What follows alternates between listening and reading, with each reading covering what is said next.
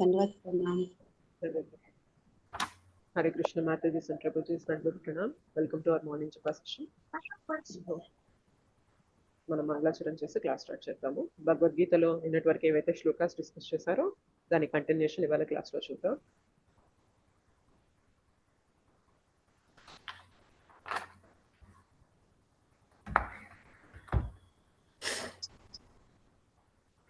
ఓం అజ్ఞానతిమిరాంధస్య జ్ఞానాంజనశలాకయా చక్షురున్మీలితం తస్మై శ్రీ గురవే నమః. శ్రీచైతన్యమనోభీష్టం స్థాపితం యేన భూతలే స్వయం రూప కదా మహ్యం దదాతి స్వపదాంతికం. వందేహం శ్రీగురోః శ్రీయుతాపదకమలం శ్రీగురూన్ వైష్ణవాంశ్చ శ్రీరూపం సాగ్రజాతం सहगण रघुनाथान्वितं तं सजीवं साद्वैतं सावधूतं परिजन सहितं कृष्णचैतन्यदेवं श्रीराधा कृष्णपादान् सहगण ललिता श्रीविशाखान्वितांश्च नमो विष्णुपादाय कृष्णप्रेष्ठाय भूतले श्रीमते भक्तिवेदान्तस्वामिनिति नामिने. नमस्ते सारस्वते देवे गौरवाणी प्रचारिणे निर्विशेष शून्यवादी पाश्चात्यदेशतारिणे. नमो महावदन्याय कृष्णप्रेम प्रदायते कृष्णाय कृष्णचैतन्य नाम्ने गौरद्विषे नमः. हे कृष्णा करुणा सिन्धु दीनबन्धो जगत्पते गोपेश गोपिका कान्त राधा कान्त नमोस्तुते. तप्तकाञ्चन गौराङ्गे राधे वृन्दावनेश्वरी वृषभानुसुते देवी प्रणमामि हरिप्रिये. वाञ्छाकल्पतरुभ्यश्च कृपा सिन्धुभ्य एव च पतितानां पावनेभ्यो वैष्णवेभ्यो नमो नमः. जय श्री कृष्ण चैतन्य प्रभु नित्यानंद श्री अद्वैत गदाधर श्रीवासादि गौरभक्तवृन्द. हरे कृष्णा कृष्ण कृष्ण हरे हरे हरे राम राम राम हरे हरे. जय जय श्री चैतन्य जय नित्यानंद जय द्वैत चंद्र जय गौर भक्त वृंद. जय जय श्री चैतन्य जय नित्यानंद जय द्वैत चंद्र जय गौर भक्त वृंद. जय जय श्री चैतन्य जय नित्यानंद जय द्वैत चंद्र जय गौर भक्त वृंद. ओम नमो भगवते वासुदेवाय. ओम नमो भगवते वासुदेवाय. ओम नमो भगवते वासुदेवाय. मुखं करोति वाचालं पङ्गुं लङ्घयते गिरिं यत्कृपातमहं वन्दे श्रीगुरुं दीनतारिणं परमानन्दमाधवं श्रीचैतन्य ईश्वरम्. श्री श्री राधा मदन मोहन जी की जय. श्री श्री गौर निताय की जय. श्री श्री जगन्नाथ बलदेव सुभद्रा मैया की जय. जगत गुरु पतित पावन श्रील प्रभुपाद की जय. श्रील गुरुदेव की जय. अनंत कोटि वैष्णव वृंद की जय. समावेत गौर भक्त वृंद की जय. कलयुग पावन हरिनाम संकीर्तन की जय. हरे कृष्ण महामंत्र की जय.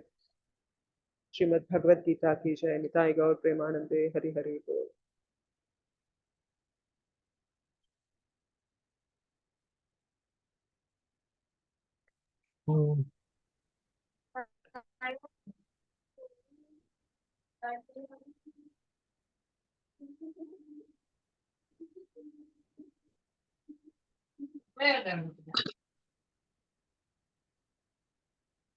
हरे कृष्ण माता जी दंडवत प्रणाम.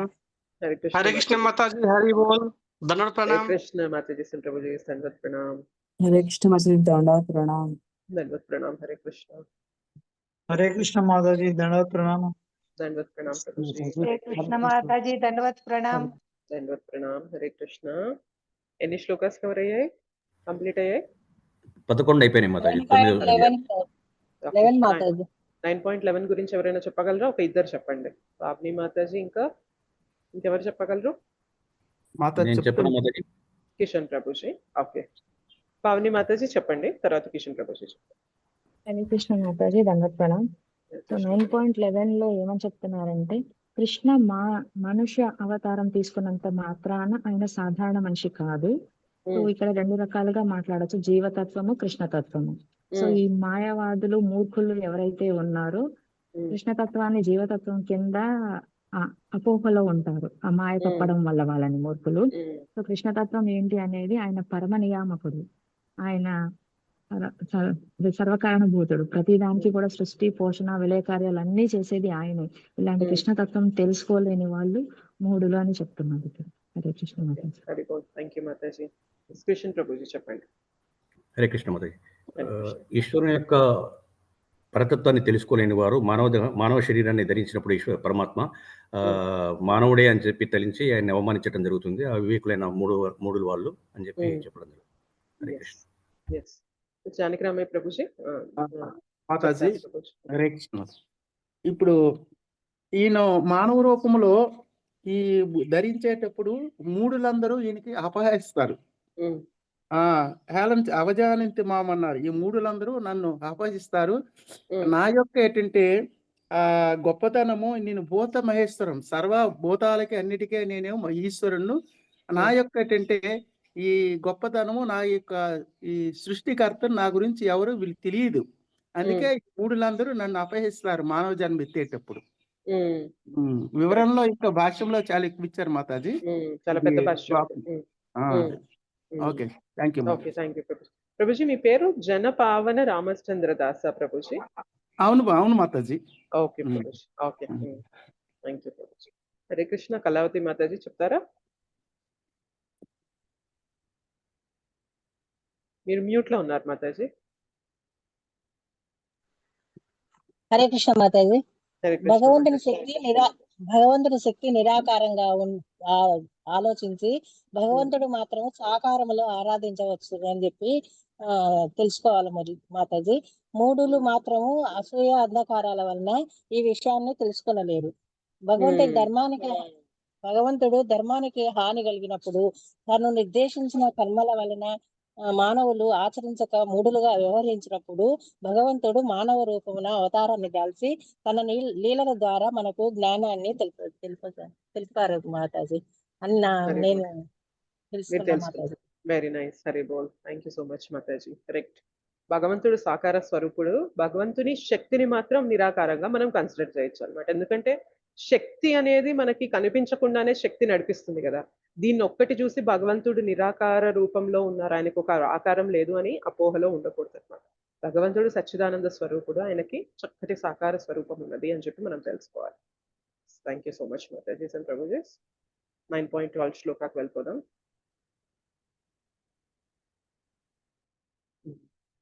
మోఘాశమోఘ కర్మాణో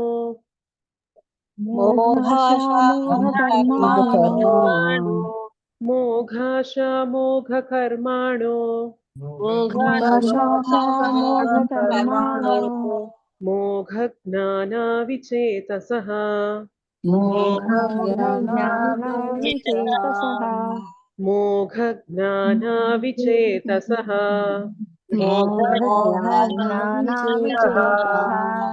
రాక్షసీమాసురీం చైవ రాక్షసీమాసురీం చైవ ప్రకృతిం మోహినీం శ్రితాః ప్రకృతిం మోహినీం శ్రితాః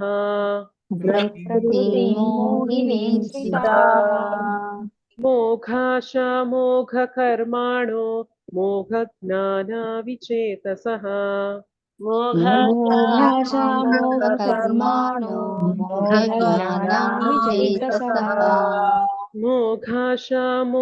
కర్మాణో మోఘ జ్ఞాన విచేతసః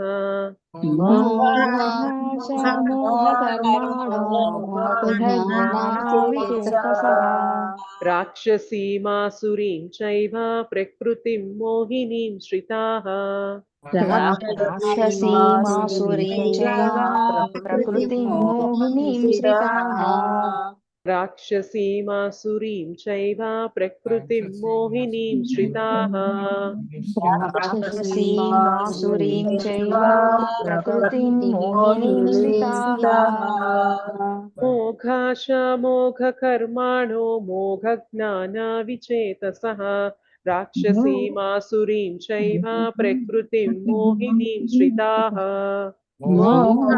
మోఘకర్మాణో మోఘజ్ఞానావిచేతసః రాక్షసీమాసురీం చైవ ప్రకృతిం మోహినీం శ్రితాః. ఎవరు చెప్తారు? కళావతి మాతాజీ శ్లోక చదువుతారా? చదువుతాను మాతాజీ. చదవండి. హరే కృష్ణ మాతాజీ.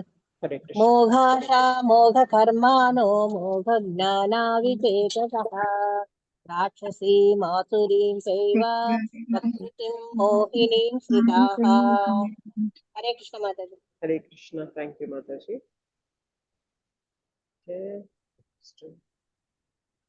కిషన్ ప్రభుజీ అనువాదం చదువుతారా? హరే కృష్ణ మాతాజీ చదువుతాను. చదవండి. ఆ విధముగా మోహితులైన వారు దానవ మరియు నాస్తిక భావములచే ఆకర్షితులగుదురు. అట్టి భ్రాంత స్థితిలో వారి ముక్తికి సంబంధించిన ఆశలు, కామ్యకర్మలు, జ్ఞాన సముపార్జనలన్నీను వ్యర్థములగును. హరే కృష్ణ మాతాజీ. హరే కృష్ణ. Thank you Prabhuji. పావని మాతాజీ భాష్యం చదువుతారా? కొంచెం చదివాక నెక్స్ట్ వేరే మాతాజీకి ఛాన్స్ ఇద్దాము. ఓకే మాతాజీ. హరే కృష్ణ. దండవత్ ప్రణామ్. భాష్యం బై శ్రీల ప్రభుపాదకి జై. భాష్యం. తమను తాము కృష్ణ చైతన్యమున భక్తియుక్త సేవయందు నెలకొనినట్లుగా భావించుచునే అంతరంగమున మాత్రమే దేవాది దేవుడైన శ్రీకృష్ణుని పరతత్వముగా అంగీకరింపని భక్తులెందరో కలరు. భగవద్ధామమును తిరిగి చేర అను భక్తియుత సేవ ఫలమును వారెన్నడూనూ ఆస్వాదింపజాలరు. అదే విధముగా శ్రద్ధతో కూడిన కామ్యకర్మలందు మరియు పుణ్యకర్మలందు నెలకొనిన వారు భౌతిక బంధముల నుండి విముక్తిని వాంఛించువారును దేవాది దేవుడైన శ్రీకృష్ణుని నిరసించుదురు కనుక విజయమును పొందజాలరు. మరో మాటలో శ్రీకృష్ణుని పట్ల అపహాస్య భావముతో వర్తించువారు అసుర స్వభావమును లేదా నాస్తిక స్వభావమును కలిగినట్టివారు. భగవద్గీత యందలి 7వ అధ్యాయమునందు వివరింపబడినట్లు అట్టి అసుర ప్రవృత్తి గలవారు ఎన్నడూనూ శ్రీకృష్ణుని శరణు పొందరు. కనుక పరతత్వమును అవగాహన చేసుకొనుటకు యత్నించువారు చేయి మానసిక కల్పనలు సాధారణ జీవుడు మరియు శ్రీకృష్ణుడు ఏకమే సమానమేనను అభిప్రాయమునకు వారిని చేర్చును. అట్టి మిథ్యాభావనలో మానవుని ప్రస్తుత దేహము భౌతిక ప్రకృతిచే కప్పబడి ఉన్నదనియు అతడు ఈ భౌతిక దేహము నుండి విముక్తుడైనంతనే అతనికి మరియు భగవానునికి నడుమ భేదము ఉండదనియు వారు భావింతురు. కాని శ్రీకృష్ణునితో ఏకము కావాలనేది వారి యత్నములు భ్రాంతి కారణముచే వ్యర్థములగును. అట్టి అసుర మరియు నాస్తిక ప్రవృత్తితో కూడియున్న జ్ఞాన సంపాదనమును ఎల్లప్పుడూ వ్యర్థమని ఈ శ్లోకమున సూచింపబడినది. అట్టి అసుర ప్రవృత్తి గల వ్యక్తులకు వేదాంత సూత్రములు, ఉపనిషత్తుల వంటి వేదవాంగ్మయములందరి జ్ఞాన సముపార్జనము నిరుపయోగమే కాగలదు. హరే కృష్ణ మాతాజీ. హరే కృష్ణ. స్వర్ణలత మాతాజీ నెక్స్ట్ చదువుతారా? మాతాజీ. హరే కృష్ణ మాతాజీ. హరే కృష్ణ. కనుకనే దేవాది దేవుడైన శ్రీకృష్ణుని సామాన్య మానవునిగా భావించుట మహాపరాధము. అట్లు భావించడు వారు శ్రీకృష్ణుని శాశ్వత స్వరూపంలో అవగాహన చేసుకొనజాలరు కనుక తప్పక భ్రాంతికి గురియగుదురు. బ్రహ్మదృష్టి స్మృతి స్పష్టంగా ఇట్లు చెప్పుచున్నది. ఏ వేత్త భౌతికం దేహం కృష్ణస్య పరమాత్మనః నా సర్వస్వాత్మ దృహిస్కార్య శ్రౌత స్మార్త విధానతః ముఖం సస్యావలోకాపి సచేతనం స్నానమాచరేత్. శ్రీకృష్ణుని దేహమును భౌతికమని భావించు వారిని శృతి మరియు స్మృతుల కర్మ కలాపములన్నిటిని నుండి బహిష్కరింపవలెను. ఎవరైనాను అతను ముఖములను పొరపాటున చూచినచో అట్టి అంటువ్యాధి నుండి విధి బడుటకై వెంటనే గంగలో స్నానం చేయవలెను. శ్రీకృష్ణుని రక్తమును పట్ల అసూయ కలిగినను వారగుటచే కొందరు ఆ విధంగా అతనిని అవమానింతురు.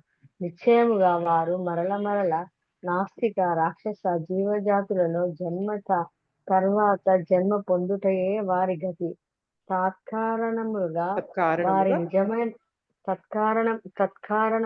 వారి నిజమైన జ్ఞానము శాశ్వతముగా భ్రాంతికి లోనై ఉండి క్రమముగా వారు సృష్టి యందలి అంధకార బంధురమైన లోకములందు పడిపోవుదురు.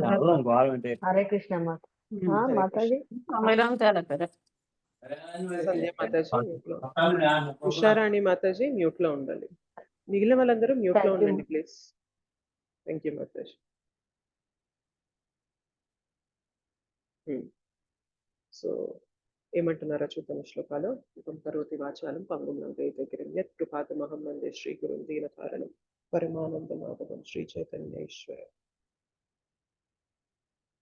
ఆ విధంగా మోహితులైన వారు దానవ మరియు నాస్తిక భావములచే ఆకర్షితులగుదురు. అట్టి భ్రాంత స్థితిలో వారికి ముక్తికి సంబంధించిన ఆశలు, కామ్యకర్మలు, జ్ఞాన సముపార్జనలన్నీయును వ్యర్థములగును. ఆ విధంగా మోహితులైన వారు అంటున్నారు. అయితే ఏ విధంగా మోహితులైన వారు అనేది మనకి 9.11 లో ఉంటుంది. దాని కంటిన్యూషన్ అనేది 9.12 లో చెప్తున్నారు. సో ఏ విధంగా మోహితులైన వారు? సర్వమునకు పరమ ప్రభువునైన నా దివ్యత్వమును వారెరుగక నేను మానవ రూపమును అవతరించినప్పుడు మూఢులు నన్ను అపహాస్యము చేయుదురు. సో ఎవరైతే నేను మానవ రూపంలో వచ్చినప్పుడు నేను కూడా మానవుణ్ణే, నేను భగవంతుణ్ణి కాదు అని, అంటే భగవంతుని కాదు అని నమ్మి భగవంతుడు అనే విషయం ఎరుగకుండా ఆయన్ని అపహాస్యం చేస్తారో అటువంటి స్థితిలో ఉన్నవారు ఏమవుతారు? వాళ్ళు మోహానికి గురి అవుతారు. గురి అయ్యి దానవ మరియు నాస్తిక భావములచే ఆకర్షితులగుదురు. అట్టి ప్రాంత స్థితిలో వారి ముక్తికి సంబంధించిన ఆశలు, కామ్యకర్మలు, జ్ఞాన సముపార్జనలన్నీయును వ్యర్థములగును. దీనికి పర్ఫెక్ట్ ఎగ్జాంపుల్ ఎవరు చెప్పొచ్చు చెప్పండి? భగవంతుడు కళ్ళ ముందు మానవ రూపంలో కనిపిస్తున్నాడని ఈయన్ని భగవంతుడు కాదు అని చెప్పి తోసేసి ఆయన ఒక నార్మల్ సాధారణ వ్యక్తి అని అనుకున్న వ్యక్తి ఎవరు? దుర్యోధనుడు. సో దుర్యోధనుడు మీకు ఇది ఐడియా ఉందో లేదో నాకు తెలియదు. సో ఎప్పుడైతే ఈ మహాభారత యుద్ధం అనేది ఇంకా తప్పదు అని చెప్పి అనుకుంటూ ఉంటున్నారో, దుర్యోధనుడు ఎంతకీ లొంగట్లేదో, రాజ్యాన్ని పాండవులకి ఇవ్వాలి అన్న విషయం వచ్చినప్పుడు దుర్యోధనుడు అస్సలు దానికి ఒప్పుకోకుండా లేదు నేను ఇవ్వను అని చెప్పి మొండిపట్టు పట్టుకొని కూర్చుంటాడు. ఇంకప్పుడు వాళ్ళకి ఇంకొక మార్గం లేకుండా యుద్ధం అనేది తథ్యమైంది. అయితే ఒక్కసారి మనం యుద్ధానికి వెళ్లే ముందు ఒక్కసారి శాంతి సమావేశం వెళ్ళి యుద్ధం అనేది రాజీ కుదిర్చేసి సగం సగం డివైడ్ చేసుకొని రాజ్యాన్ని ఎలాగోలా పాలించేలాగా చేయి కృష్ణ అని చెప్పి పాండవులందరూ కూడా కృష్ణని అడుగుతారనమాట. ఇప్పుడు భీముడు కూడా అడుగుతారంట. భీముడు ఎప్పుడు కూడా చాలా కోపంతో ఉంటారనమాట. అంటే ఏ టైం దొరుకుతుందా, ఏ ఛాన్స్ దొరుకుతుందా నేను దుర్యోధనాన్ని చంపేయాలి అని చెప్పి భీముడు చాలా కోపంతో ఎదురు చూస్తూ ఉంటారు. అండ్ దీనికన్నా ముందు వీళ్ళందరికీ అవమానం జరిగింది. వీళ్ళ రాజ్యం మొత్తం తీసుకున్నారు. ద్రౌపదీదేవికి అంత నిండు సభలో అవమానం జరిగింది. ఇదంతా కూడా వీళ్ళ మనసులో ఉన్నప్పటికీ కూడా వీళ్ళు ఎంత సాఫ్ట్ హార్టెడ్ అంటే పాండవాస్ కృష్ణ దగ్గరికి వెళ్ళి చెప్తారనమాట. ఎలాగోలా యుద్ధం అనేది లేకుండా రాజుకి తీసుకురా కృష్ణ, యుద్ధం అనేది జరగకుండా చూడు, యుద్ధం జరగడం వల్ల చాలా ప్రాణ నష్టం జరుగుతుంది అని చెప్పి వీళ్ళు చాలా వేడుకుంటారనమాట. భీముడు కూడా వెళ్ళి చెప్తారు, యుద్ధం జరగకుండా చూడు Krishna, please try your best అన్నట్టుగా అడుగుతారనమాట. అప్పుడు కృష్ణ అంటారంట, ఏంటి భీమా నువ్వు కూడా అడుగుతున్నావా యుద్ధం జరగకూడదని చెప్పి? నువ్వు రెడీగా ఉన్నావు కదా, ఎప్పుడు యుద్ధం జరిగితే ఎప్పుడు చంపేద్దామా దుర్యోధనాన్ని అని చెప్పి నువ్వు రెడీగా ఉన్నావు కదా అంటారు. లేదు లేదు కృష్ణ, ఇంత నష్టం జరుగుతున్నప్పుడు వద్దు అని అంటారనమాట. సరే నేను ప్రయత్నం చేస్తాను అంటారనమాట. సో కృష్ణ వెళ్తారు. వెళ్ళినప్పుడు కృష్ణ అక్కడ సభలోకి వెళ్ళినప్పుడు మొత్తం అందరూ ఉంటారు అక్కడ. 100 మంది దుర్యోధనులు ఇంకా కౌరవ రాజ్యంలో ఉన్న వారందరూ కూడా అక్కడ ఉన్నప్పుడు కృష్ణ చెప్తారనమాట, ఇట్లా మీరు ఫ్యామిలీలో ఒకళ్ళు ఇలా కొట్టుకోవడం అనేది కరెక్ట్ కాదు. మీరు న్యాయ ప్రకారంగా మీరు వాళ్ళకి రావాల్సిన రాజ్యాన్ని వాళ్ళకి ఇవ్వండి అంటే, అప్పుడు దుర్యోధన నేను ఇవ్వనంటే ఇవ్వనంట. సరే నీకు అంత ఇది ఉన్నట్లయితే మొత్తం నీ దగ్గరే ఉంచుకో, 5గురు పాండవులు కాబట్టి కనీసం 5 ఊర్లైనా ఇవ్వు అని చెప్పి అంటారనమాట. అప్పుడు దుర్యోధన ఏమంటారు తెలుసు?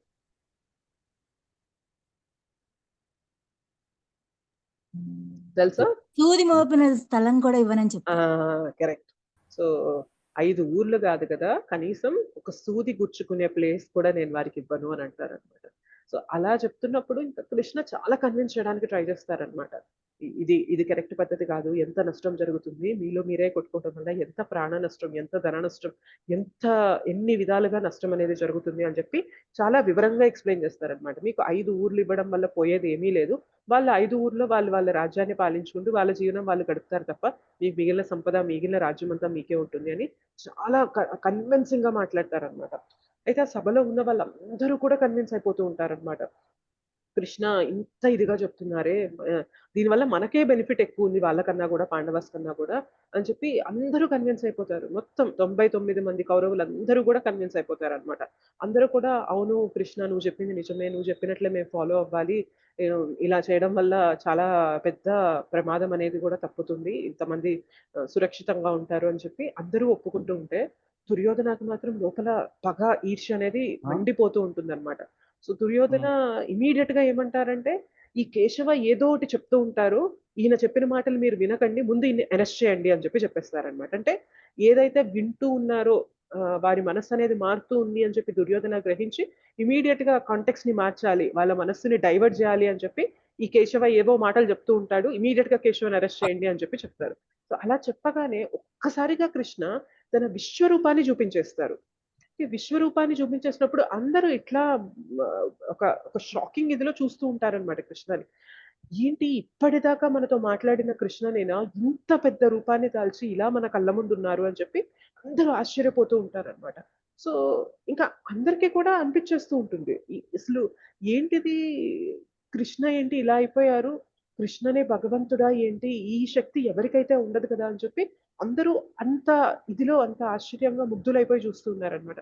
సో, ఎప్పుడైతే కృష్ణ అలా మళ్ళీ తన నార్మల్ రూపాన్ని తీసేసుకొని వచ్చేసి వెళ్ళిపోతూ ఉంటారనమాట అక్కడి నుంచి. అప్పుడు దుర్యోధన అంటారనమాట. ఇంకా అందరూ ఎలా ఉన్నారు? లేదు, లేదు, లేదు. కృష్ణ ఏదైతే చెప్పారో అది మనం వినాలి. కృష్ణ ఖచ్చితంగా నార్మల్ వ్యక్తి గాదు. ఆయన సాక్షాత్తు భగవంతుడే అన్న ఇదిలో ఉన్నప్పుడు దాన్ని తోసిపుచ్చాలని చెప్పి దుర్యోధన ఏమంటారంటే, ఇవన్నీ మీరు నమ్మకండి.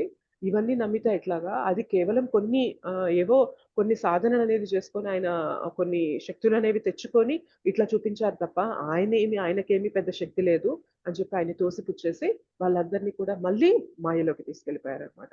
సో, ఆలోచించినట్లయితే ఎవరైతే భగవంతుడిని మానవ రూపంలో ఉన్నప్పుడు భగవంతునిగా గుర్తించలేకుండా ఉంటున్నారో, అది చాలా పెద్ద భ్రాంతి మోహితమైన స్థితి అన్నమాట. ఆ స్థితిలో వాళ్ళుంటారు. అండ్ ఎవరైతే వీళ్ళని ఫాలో అవుతూ ఉంటారో, వీళ్ళకి కృష్ణని భగవంతుడని గుర్తించే అవకాశం చూపించాడు కృష్ణ. తన యొక్క విశ్వరూపాన్ని చూపించి. అయినప్పటికీ కూడా ఎవరైతే మాయలో మోహితులైపోయి ఉన్నారో, వారిని ఫాలో అవ్వడం వల్ల ఏమైపోయింది, మళ్ళీ వారు ఆ భ్రాంతిలో అనేది చిక్కుకుపోవడం జరిగిందన్నమాట. ఇంకొక సంఘటన ఏంటి అంటే, ఎప్పుడైతే ఈ యుద్ధం అనేది స్టార్ట్ అయిపోయాక కొన్ని రోజులయిపోయాక హ్మ్, దుర్యోధన భీష్మదేవ దగ్గరికెళ్లి చెప్తారనమాట. అసలు మొత్తం సేనని ఒకవైపు ఉంచి, మిమ్మల్ని ఒక్కళ్ళని ఒకవైపు ఉంచినా గాని, మీరే గెలవాలే. మరి మన వైపు ఇంత అక్షౌహిణి సేన ఉంది. మీరున్నారు, ద్రోణ ఉన్నారు, మాలాంటి యోధులున్నారు. ఇంతమంది ఉన్నా కూడా పాండవుల పైన ఎందుకు విజయం సాధించలేకపోతున్నాం? ఇన్ని రోజులు గడిచింది యుద్ధం అవుతూ. ఎందుకు విజయం సాధించలేకుండా ఉన్నాము? మీరు సరిగ్గా యుద్ధం చేయడం లేదు అని చెప్పి భీష్మదేవాని అంటారనమాట దుర్యోధన. సో, భీష్మదేవ ఎందుకలా అనుకుంటున్నావు? నేను మంచిగానే యుద్ధం చేస్తున్నాను. అయితే నీకలా అనిపిస్తుంది గదా! నేనిప్పుడు ఏం చేస్తానంటే, ఈ 5 బాణాలు ఏవైతే ఉన్నాయో, ఈ 5 బాణాలనేవి నేను సిద్ధం చేసి మంత్రించి పెడతాను. ఈ 5 బాణాలు చేసి వీటికి నేను నా మంత్రశక్తిని జోడించి వీటిని రెడీ చేసి పెడతాను. ఈ బాణాలతో రేపు యుద్ధం చేసి 5గురు పాండవుల్ని నేను చంపేస్తాను అని చెప్పి ప్రకటిస్తారనమాట భీష్మదేవ. సో, ప్రకటించినప్పుడు ఇంకా దుర్యోధన హ్యాపీ ఫీల్ అవుతారు. ఓకే. ఇంకా రేపు వీరు చనిపోతారు అని చెప్పి. అయితే మంత్రించిన తర్వాత ఏమంటారు అంటే దుర్యోధన లేదు మీ దగ్గర పెట్టుకుంటే ఏదైనా జరగొచ్చు. మీ మనసు మారిపోయి మళ్ళీ వాళ్ళని ప్రొటెక్ట్ చేయాలి అని చెప్పి మీకు అనిపించొచ్చు. సో, ఈ 5 బాణాలు మీ దగ్గర పెట్టుకోవడానికి వీల్లేదు. ఇవి నా దగ్గర పెట్టుకుంటాను అంటారు. సరే నీ ఇష్టం ఇంకా నీ దగ్గర పెట్టుకుంటానంటే నీ ఇష్టం అని చెప్పి భీష్మదేవ దుర్యోధనకి ఇచ్చేస్తారు 5 బాణాలు. అయితే ఏమంటారంటే నువ్వు నీ ఏమంటారు? నీ హట్ ఆర్ ఏమంటారు వాటిని? నీ శిబిరానికి వెళ్ళాక యుద్ధరంగంలో అక్కడ శిబిరాలుంటాయి కదా! నీ శిబిరానికి వెళ్ళాక నీ భార్యని నా దగ్గరికి పంపించు. ఆమెని నేను దీవిస్తాను అని చెప్పి చెప్తారనమాట భీష్మదేవ. సో, 5గురు పాండవుల్ని 5 బాణాలతో చంపేస్తాను. అండ్ నువ్వు మంచిగా ఉండాలి కాబట్టి నీ భార్యకి నేను ఆ దీవెనిచ్చినప్పుడు నీకు ఎలాంటి ప్రమాదం జరగకుండా ఉంటుంది అని చెప్పి భీష్మదేవ చెప్తారు. సో ఓకే అని చెప్పి ఈ 2 విషయాలు, ఈ సంభాషణ అనేది కేవలం భీష్మదేవాకి, దుర్యోధనకి మాత్రమే జరిగింది, మధ్య మాత్రమే. ఇది కూడా రాత్రి సమయంలో జరుగుతుందన్నమాట. సో అప్పుడు ఇంకా భీష్మదేవ 5 బాణాలు దుర్యోధనకి ఇచ్చేసి, దుర్యోధన 5 బాణాలు తీసుకొని తన శిబిరానికి వెళ్ళిపోతూ ఉంటారు. ఇమీడియట్‌గా ఏమైతదంటే కృష్ణ వెళ్ళి ద్రౌపదిని లేపుతారన్నమాట. ద్రౌపదిని నిద్ర లేపి లేలే అంటారు. ద్రౌపది అడుగుతుంది, "ఏంటి కృష్ణ ఈ రాత్రి సమయంలో నన్ను నిద్ర లేపుతున్నావు?" అని చెప్పి ద్రౌపది అడుగుతుంది. అంటేను "నీతో పనుందిరా" అంటారన్నమాట. సరే అని చెప్పి వెళ్తుంది ద్రౌపదీదేవి. ద్రౌపదీదేవి వెళ్ళినప్పుడు ఏమంటారంటే, "నువ్వు నీ కాలికి పాదరక్షలు ఉన్నాయి గదా! అవి తీసేసేయి" అని అంటారనమాట. పాదరక్షలు తీయమని ఎందుకు అడుగుతున్నారు అని చెప్పి ద్రౌపదీదేవి అనుకుంటుంది. బట్ ఎనీవే కృష్ణ చెప్తున్నారు గదా అని చెప్పి తీసేస్తుంది. అండ్ నీ చీర ఉంది కదా! చీర కొంగుని ఇట్లా తలపైన వేసుకో అని చెప్పి చెప్తారనమాట. రాత్రి లేపడం ఏంటి? పాదరక్షలు తీయమండం ఏంటి? చీర కొంగు తలపైన కప్పుకోమండం ఏంటి? అని చెప్పి ద్రౌపదీదేవికి ఏమీ అర్థం కావట్లా. సో నువ్వేం చేస్తావంటే, నువ్వు డైరెక్ట్‌గా భీష్మదేవ శిబిరానికి వెళ్ళు అంటారనమాట. సో భీష్మదేవ శిబిరానికి వెళ్ళు అన్నప్పుడు ఆమె వెళ్తూ ఉంటుందనమాట. అయితే చప్పుడు చేయకుండా మెల్లగా వెళ్ళు. నీ పట్టీలున్నాయి గదా! సో చప్పులు చేయకుండా మెల్లగా భీష్మదేవ శిబిరంలోకి వెళ్ళు అని అంటారు. ఏం చెప్తున్నారో ఏంటో అని చెప్పి అలా ఫాలో అయిపోతుందనమాట. సో అట్లా వెళ్ళిపోయి కామ్‌గా వెళ్లి భీష్మదేవ పాదాల దగ్గర పడిపో అంటారనమాట. ఆమె వెళ్ళిపోయి తలకి కొంగుంది అండ్ చీకటి రాత్రి సమయము, పాదరక్షలు లేవు. పాదరక్షలతో మనం వస్తూ ఉన్నామనుకోండి, పట్టీలు చప్పుడవుతూ పాదరక్షల మనం టక్ టక్ అని నడుస్తూ వస్తున్నామనుకోండి, మనిషి ఇట్లా తిరిగి ఎవరొస్తున్నారా అని గుర్తించే అవకాశం ఉంది. పాదరక్షలు తీసేసి పట్టీలు గూడా చప్పుడు లేకుండా నడువు అని మెల్లమెల్లగా నడుచుకుంటూ వెళ్ళు అని చెప్పినప్పుడు, ఒక వ్యక్తి వస్తున్నారన్న విషయం మనం గుర్తించగలుగుతామా జనరల్‌గా చీకట్లో? గుర్తించలేం మాతాజీ. గుర్తించలేము సో భీష్మదేవ కూడా తన పనిలో ఆయన ఉన్నారు. ఎప్పుడైతే ద్రౌపదీదేవి వచ్చి గమ్ముగా ఏం మాట్లాడకుండా భీష్మదేవ పాదాల దగ్గర వెళ్లి పడిపో అని చెప్పి కృష్ణ చెప్తారు. సో కృష్ణ అలా చెప్పగానే ఆవిడ అలానే చేసినప్పుడు భీష్మదేవ ఏమనుకుంటారు? ఎవరు అనుకుంటారు ఆవిడ్ని? దుర్యోధనుడి భార్య. దుర్యోధనుడి భార్య అని. సో ఆ టైంలో ఎవరికి చెప్పారు? దుర్యోధనుడికి చెప్పారు. మీ భార్యను పంపించు, నేను ఆశీర్వాదం ఇస్తాను అని చెప్పి. సో అట్లా దుర్యోధన వెళ్ళగానే 5 నిమిషాలకి ద్రౌపది వచ్చింది. వచ్చేసి పాదాల దగ్గర పడిపోయింది. ఇమ్మీడియేట్ గా ఆయన దీవించేశారనమాట. దీర్ఘ సుమంగళి భవ అని చెప్పి దీవించేశారనమాట. దాని అర్థం ఏంటి చెప్పండి? అంటే ఎప్పటికీ కృష్ణుడు భర్త యొక్క ప్రాణాలను కాపాడతారు. ఎప్పటికీ సో నువ్వు దీర్ఘకాలం పాటు సుమంగలిగా ఉండాలి అని అర్థం. అంటే అర్థం ఏంటి? నీ భర్తలకు ఎటువంటి ప్రమాదం జరగకుండా వాళ్ళు ఎప్పుడు కూడా చక్కగా ఆయురారోగ్యాలతో వర్ధిల్లాలి అని దీవించకనే దీవించినట్లు. Yes or no? అవును మాతాజీ. అంతా అయిపోయాక ఏమీ తెలియకుండా ద్రౌపది చక్కగా తన చీర కొంగు ఓపెన్ చేసి చూపిస్తుంది అనమాట. భీష్మదేవ ఒక్కసారి ఆశ్చర్యపోదు. ఇదేంటిది, నువ్వెక్కడి నుండి వచ్చావని చెప్పి భీష్మదేవ అంటారనమాట. అంటేను నాకేమీ తెలియదు అని వెనక కృష్ణ వస్తారనమాట. ఎట్లా వస్తారంటే కృష్ణ, ద్రౌపదీదేవి పాదరక్షలు తీసేవని చెప్పారు కదా, 2 పాదరక్షలు 2 చేతుల్లో పెట్టుకొని ద్రౌపదీదేవి పాదరక్షలు 2 కృష్ణ తన చేతిలో పట్టుకొని తను ఇట్లా పట్టుకొని వెనక కృష్ణ నాకేం తెలియదు అన్నట్టుగా నడుచుకుంటూ వస్తారనమాట. ద్రౌపదీదేవిని అడిగినప్పుడు భీష్మదేవ నువ్వు ఎలా వచ్చావు ఇక్కడికి అన్నప్పుడు వెనక్కి చూపిస్తుంది అనమాట. ఇదో ఈయన నన్ను తీసుకొచ్చారు, అర్ధరాత్రి లేపి ఈ పని చేయని చెప్పి తీసుకొచ్చారు అని చెప్పి చెప్తారన్నమాట. భీష్మదేవ ఎప్పుడైతే కృష్ణని అలా చూస్తారో భీష్మదేవ చాలా సంతోషంతో నవ్వుతారనమాట. కృష్ణ ఎట్లా అంటే తన భక్తుల్ని ప్రొటెక్ట్ చేసుకోవడానికి ఎల్లవేళలా హై ఆన్ అలర్ట్ ఉంటారనమాట. సో ఇక్కడ నేను మాటిచ్చాను, అంటే నేను చెప్పాను నీ భార్యను పంపించు అని. అక్కడ జరిగే లోపే ఇక్కడ ద్రౌపదీ దేవిని పంపించడం జరిగింది. ఇది కృష్ణ కావాలనే తన భక్తుల్ని ప్రొటెక్ట్ చేసుకోవడానికి ఇలా చేశారు అని చెప్పి భీష్మదేవ సంతోషంగా నవ్వుతారనమాట. అయితే ఈ లోపు ఏమైతది అంటే, ఇక్కడ ఈ పని జరుగుతూ ఉండగా అక్కడ అర్జునాన్ని లేపుతారనమాట. అర్జునాన్ని నిద్ర లేపి, అంటే ద్రౌపదిని ఇక్కడ పంపించే లోపే అర్జునాన్ని నిద్ర లేపి నువ్వు దుర్యోధన శిబిరానికి వెళ్ళు అంటారనమాట. ఈ టైంలో దుర్యోధన శిబిరానికి వెళ్ళి నేనేం చేయను కృష్ణ అని చెప్పి అంటే, లేదు లేదు పనుంది ఇప్పుడు పద వెళ్ళాలి అని అంటారనమాట. వెళ్ళి ఏం చేయమంటావంటే, నువ్వు ఒకసారి దుర్యోధనాన్ని గంధర్వుల నుండి ప్రొటెక్ట్ చేసినప్పుడు గంధర్వులు ఒకసారి దుర్యోధనాన్ని బంధిస్తారనమాట మొత్తం కౌరవ సేనని. అప్పుడు అర్జున వెళ్ళి వాళ్ళందరినీ విడిపించి గంధర్వుల పైన యుద్ధం చేసి కౌరవులందరినీ కూడా విడిపించినప్పుడు దుర్యోధన చెప్తారనమాట, ఫ్యూచర్ లో నీకు ఏం కావాలన్నా గానీ నా దగ్గరకు వచ్చి అడుగు, నేను నీకు ఖచ్చితంగా ఇస్తాను అని చెప్పి అప్పుడు మాటిస్తారు. సో అప్పుడు మాట ఇచ్చాడు కదా దుర్యోధన, సో నువ్వు ఇప్పుడు వెళ్ళి దుర్యోధనాన్ని ఆ మాట గురించి గుర్తు చెయ్యి అంటారనమాట. సరే ఇప్పుడు ఎందుకు ఇదంతా చేస్తున్నాడో అర్జున కూడా అర్థం కాదనమాట. సరే వెళ్ళమన్నారు కదా అని వెళ్తారు. ఎప్పుడైతే దుర్యోధన అర్జునాన్ని చూస్తారో రా రా అర్జున ఏంది ఈ సమయంలో వచ్చావు రా అని చెప్పి, దుర్యోధనకి లోపల చాలా సంతోషం అనమాట. ఎనీవే ఈ ఒక్క రాత్రి కొంచెం సేపు భరిస్తే రేపు పొద్దున ఎనీవే భీష్మదేవ చంపేస్తారు, మొత్తం రాజ్యం నాకే ఉంటుంది అని చెప్పి లోపల ఆ ఫీలింగ్ ఉంటుంది. కాబట్టి అర్జున చూడగానే ఆనందం వేస్తుంది అనమాట దుర్యోధనకి. రా అర్జున రా రా రా చాలా సంతోషంగా ఉంది నిన్ను చూడగానే నా శిబిరంలో అని చెప్పి, అయినా ఎందుకు వచ్చావు ఈ టైంలో అని చెప్పి అడిగినప్పుడు, యాక్చువల్గా నేను గంధర్వుల నుండి కాపాడినప్పుడు నువ్వు నాకు ఏం కావాలన్నా ఇస్తాను అని చెప్పి మాట ఇచ్చావు కదా, నాకు ఒక చిన్న వరం కావాలి అని అంటారనమాట. అడుగు, నీకేం కావాలి చెప్పు, మొత్తం రాజ్యం ఇవ్వంటావా ఏంటి చెప్పు అని చెప్పి అంటారనమాట. లోపల ఎంత కాన్ఫిడెన్స్ లేకపోతే రాజ్యం ఇచ్చినా గానీ ఎంతసేపు ఉంటుంది వీళ్ళ దగ్గర రాజ్యం, రేపు పొద్దున వీళ్ళని చంపేస్తాను, మొత్తం రాజ్యం నాకే వస్తుంది అని చెప్పి లోపల, అంటే ఆ డిప్లొమాటిక్ ఫీలింగ్ అన్నమాట. బయటికి నవ్వుతూ కనిపిస్తున్నా గానీ లోపల అది నడుస్తూ ఉంటుంది దుర్యోధనకి. అంటే అర్జున అంటారనమాట, లేదు లేదు లేదు రాజ్యం అది ఇది నాకేం అక్కర్లేదు ఇప్పుడు, బట్ నాకు ఒక చిన్న కోరిక ఉంది అంటే, అడుగు ఎందుకు సంకోచిస్తున్నావు అడుగు అన్నప్పుడు, నీ దగ్గర ఏవో 5 బాణాలు ఉన్నాయంట కదా 5 బాణాలు నాకు ఇస్తావా అంటారనమాట.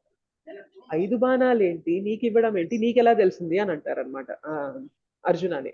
ఇమీడియట్ గా దుర్యోధన అంటారు, ఇది నాకు కృష్ణ చెప్పారు, ఏవో 5 బాణాలు నీ దగ్గర ఉన్నాయంట అవి తీసుకొని రా అని చెప్పారు అని అంటారనమాట. ఒక్కసారిగా దుర్యోధనకు మైండ్ బ్లాంక్ అవుతుంది. అక్కడి నుండి జస్ట్ ఇలా నా శిబిరంలో ఒక అడుగు పెట్టాను, నా వెనక అర్జున వచ్చారు, వచ్చి రాగానే బాణాలు అడుగుతున్నారు. అసలు ఎలా తెలిసింది ఈ విషయం బయటికి, ఇంత రాత్రి వేళ మేము చాలా రహస్యంగా కలిశాను నేను భీష్మదేవాని, అయినప్పటికీ కూడా అర్జునకు ఎలా తెలిసింది అని. ఎలా నీకు తెలిసింది అంటే, కృష్ణ చెప్పారు నీ దగ్గర బాణాలు ఉన్నాయి తీసుకురమ్మని అన్నప్పుడు ఒక్క క్షణం దుర్యోధనకు డౌట్ వస్తుందంట. కొంపదీసి కృష్ణ భగవంతుడా అని డౌట్ వచ్చి మళ్ళీ మోహన్ పడిపోతాడు అనమాట. లేదు లేదు లేదు ఇది ఏదో ఇది వల్ల జరిగింది, ఎలా అయినా కానీ వీళ్ళని చంపాలి అని మాయలో పడిపోతాడు అనమాట. సో కృష్ణ దగ్గరుండి కళ్ళ ముందుండి ఇన్ని నడిపిస్తున్నా కూడా దుర్యోధన గుర్తించగలిగాడు, ఆలోచించండి. గుర్తించలేదు మాతాజీ. గుర్తించలేదన్నమాట.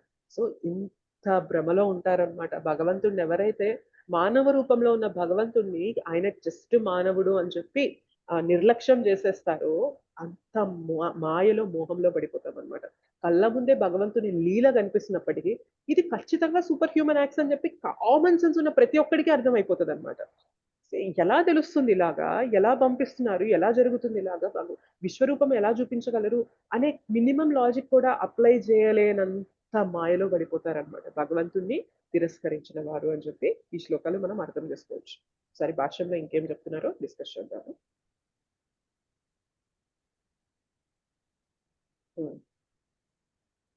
ఈవెన్ మనకి హిరణ్యకశిపు విషయంలో కూడా ఇదే జరుగుతుంది. సో ప్రహ్లాద్ మహారాజ్ని అంత చంపడానికి ప్రయత్నం చేస్తున్నా కూడా ప్రహ్లాద్ మహారాజ్ 5 ఏళ్ల బాలుడు, నేను నా ఫుల్ ఫోకస్ పెట్టి ప్రహ్లాద్ మహారాజ్ని చంపడానికి ప్రయత్నం చేస్తున్నా కూడా ఎలా చెక్కు చెదరకుండా ప్రహ్లాద్ మహారాజ్ తిరిగి వస్తున్నారో అనే విషయం కొంచెం కామన్ సెన్స్ బట్టి ఆలోచించినా అర్థం చేసుకోవాలా కాదా చెప్పండి. ఆయన్ని ఖచ్చితంగా భగవంతుడే కాపాడుతున్నారు, భగవత్ శక్తి అనేది ఉంది అని చెప్పి అర్థం చేసుకోవాలా లేదా చెప్పండి. అర్థం చేసుకోవాలి. కానీ ఎంత భ్రమలో ఎంత మాయలో ఉంటారంటే అది అర్థం చేసుకోలేనంత స్థితికి దిగజారిపోతారన్నమాట. నరసింహ మూవీలో బాగా చూపించాడు మాతాజీ. హిరణ్యకశిపుడు ఇంకొక ఆవిడ నగ్గి ఆవిడ్ని కూడా పెడితే అప్పుడు ప్రహ్లాదుడు చెప్తాడు, వద్దు అత్తని చేసేయండి చనిపోతారంటే వినరు అప్పుడు కూడా. హోలిక ఏమంటున్నారో చూద్దాం భాష్యంలో. తమను తాము కృష్ణ చైతన్యమున భక్తియుక్త సేవయందు నెలకొనినట్లుగా భావించుచునే అంతరంగమున మాత్రం దేవాది దేవుడైన శ్రీకృష్ణుని పరతత్వముగా అంగీకరింపని భక్తులెందరో కలరు. ఇక్కడ చూసారా ఎంత పెద్ద స్టేట్మెంట్ చెప్తున్నారో శ్రీల ప్రభుపాదుల వారు. మేం కృష్ణ చైతన్యంలో ఉన్నాం, మేము భక్తి చేస్తున్నామని భావించేవారు చాలా మంది ఉంటారు, కానీ కృష్ణుణ్ణి మాత్రం దేవాది దేవునిగా పరతత్వముగా మాత్రం అంగీకరించలేని స్థితిలో కూడా ఉండేవాళ్ళు ఉంటారంట.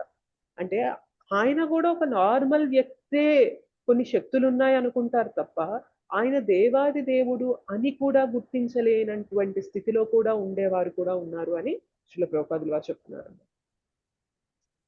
భగవద్ధామమును తిరిగి చేరుటాను భక్తియుక్త సేవా ఫలమును వారెన్నడును ఆస్వాదింపజాలరు. సో భగవద్ధామానికి వెళ్ళాలి, నేను భక్తి చేయాలి అనే విషయాన్ని వాళ్ళు గ్రహించలేరు అనమాట. సో అంటే మరి ఇది ఏ కైండ్ ఆఫ్ భక్తి అని చెప్పి మన క్వశ్చన్ వస్తుందా రాదా? జనరల్ గా భక్తి అంటే ఏంటి? భగవంతుడు అందరికీ స్వామి, అందరికీ ప్రభువు, మనం భగవంతుని దాసులము, మనం ఎక్కడున్నా కానీ ఆయన సేవ చేయాలి అనేది భక్తి అని మనకి తెలిసింది. మరి ఇక్కడ భక్తి చేస్తున్నప్పటికీ కూడా భగవంతుని పరతత్వంగా అంగీకరించలేకపోతున్నారంటే అర్థం ఏంటి అంటే, వారు భక్తి చేస్తే చాలా మందికి అపోహ ఏముంటుందో తెలుసా? భక్తి చేయడం వల్ల ఏమవుతుంది అంటే నేను కూడా భగవంతుడిని అయిపోతాను అనే భావనలో భక్తి చేసేవారు కూడా ఉంటారు. అర్థమవుతుందా? సో భక్తి అనే పేరు బయటికి కనిపిస్తుంది, కానీ నిజమైన భక్తి అంటే ఏంటి అంటే నేను భగవంతుని దాసుని, మ్యూట్లో ఉందండి. నేను భగవంతుని దాసుని, నేను భగవంతుని దాసురాన్ని. సో, నేను భగవత్ సేవ చేయడంలో నా ఆనందం ఉంది అని తెలుసుకోవడం అనేది టాప్ క్లాస్, ఫస్ట్ క్లాస్ భక్తి అన్నమాట. కానీ భక్తి అనే పేరుతో చాలామంది ఏం పొందాలనుకుంటారు తెలుసా? ఈ భక్తి అనే మార్గాన్ని తీసుకోవడం వల్ల నేను కూడా భగవంతుడిని అయిపోతా. సో, నేను కూడా ఈ భవబంధనాల నుండి బయటకొచ్చేసి నేను కూడా భగవంతుడిని అయిపోతా అని చెప్పి భ్రమిస్తూ ఉంటారనమాట. సో, ఇది కూడా పెద్ద మాయ అని చెప్పి ఈ శ్లోకాల్లో మనం అర్థం చేసుకోవచ్చు. ఆల్వేస్ రిమెంబర్, మనం ఎప్పుడు కూడా భగవంతుడిని అవ్వలేము. భగవంతుణ్ణి అవ్వాలి అనుకోవడం అనేది పెద్ద మూర్ఖత్వంతో కూడిన ఒక ఆలోచన అన్నమాట. సీ, భగవంతుడం అయిపోయి మనం ఏం చేస్తాం? భగవంతుని భక్తులమైపోయి మన భక్తితో, మన ప్రేమతో భగవంతుణ్ణి కట్టేసే శక్తి అనేది మనకుంది. ఎవరు ఎగ్జాంపుల్ చెప్పండి? మన భక్తితో, తన భక్తితో భగవంతుణ్ణి తన తన ఇదిలోకి తీసుకొచ్చి భగవంతుణ్ణి కట్టేసిన భక్తి ఎవరిది చెప్పండి?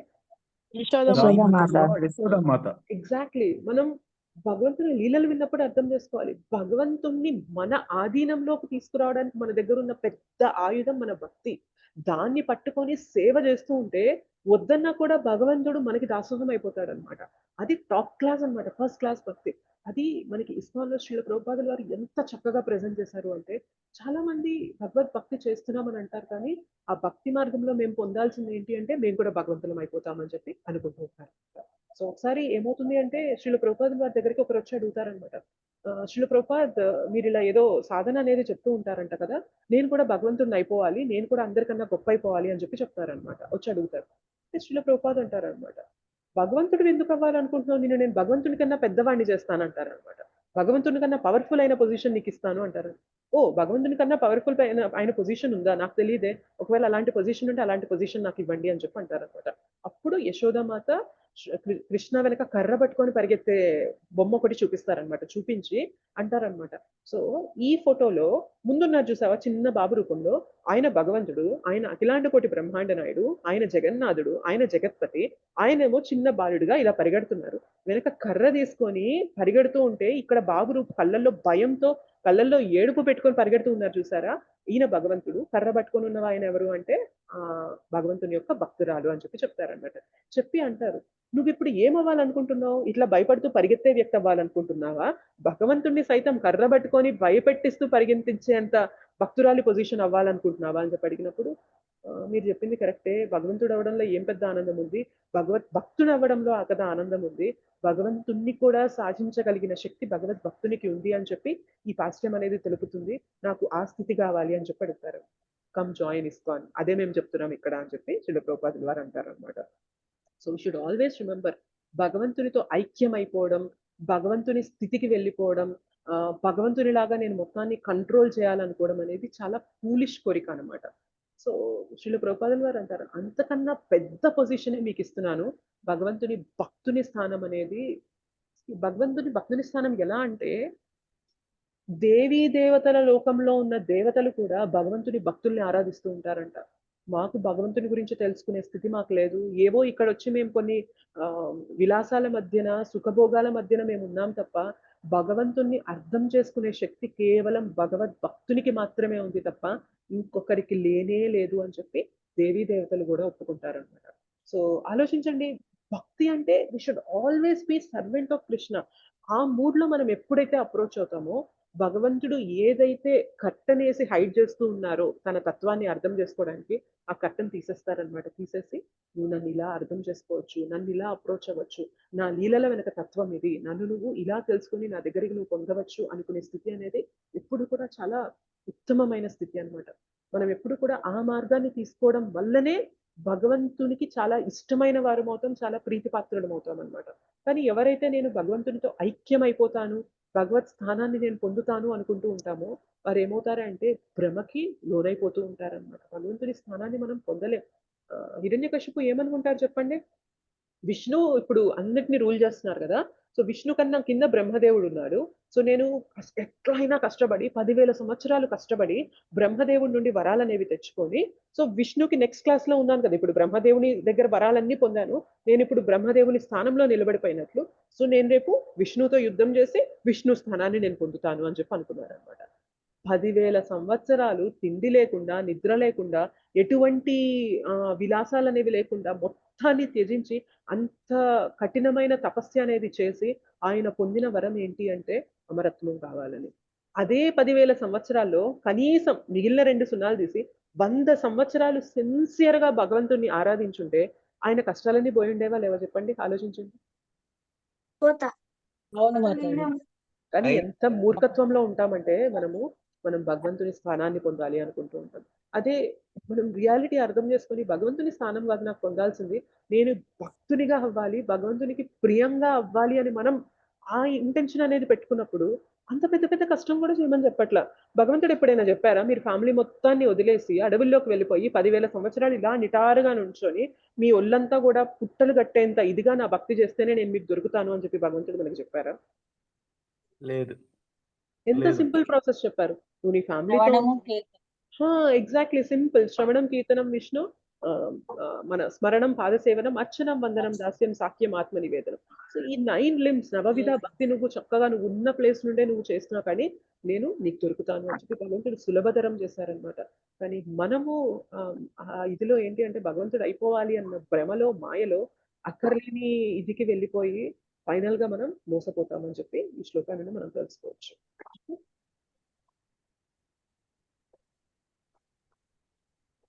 ఇంకేమంటారు చూడండి. అదే విధంగా శ్రద్ధతో కూడిన కామ్యకర్మలందు మరియు పుణ్యకర్మలందు నెలకొనిన వారును భౌతిక బంధముల నుండి విముక్తిని వాంఛించు వారును దేవాది దేవుడునైన శ్రీకృష్ణుని నిరసించుదురు కనుక విజయమును పొందజాలరు. ఎవరైతే భగవంతుని నిరసిస్తారో వారు ఏం చేసినా కూడా అందులో విజయం అనేది ఉండాలి. మరో మాటలో శ్రీకృష్ణుని పట్ల అపహాస్య భావముతో వర్తించువారు అసుర స్వభావమును లేదా నాస్తిక స్వభావమును కలిగినట్టి వారు. భగవద్గీత ఎందని 7వ అధ్యాయంలో వివరింపబడినట్లు అటు అసుర ప్రవృత్తి గలవారు ఎన్నడూను శ్రీకృష్ణుని శరణు పొందరు. ఎప్పుడైతే భగవంతుణ్ణి మనం ఈ ఒక సాధారణ వ్యక్తిగా భగవంతుని పైన విశ్వాసం అనేది చూపించకుండా ఆయన కూడా ఒక సాధారణ వ్యక్తి అన్నట్లుగా మనం భావిస్తూ ఉంటాము, ఏమవుతుంది అంటే అసుర ప్రవృత్తిలో కూరుకుపోయి మనము భగవంతుని శరణు పొందలేము. ఒకటే గుర్తుపెట్టుకోవాలి, భగవంతుణ్ణి శరణు పొందడం వల్ల భగవత్ తత్వం అనేది మనం అర్థం చేసుకోగలుగుతాం.